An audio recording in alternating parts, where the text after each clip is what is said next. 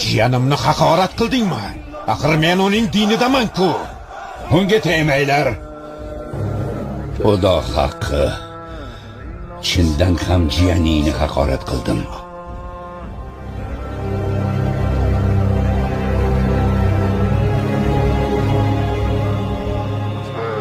Men shunday bo'lishidan ogohlantirgandim. U jiyanini diniga kirmaganida o'zing kirishiga majbur qilding. Buni hamiyat yuzasidan aytdi. Chindan ham islom dinini qabul qilsa-chi?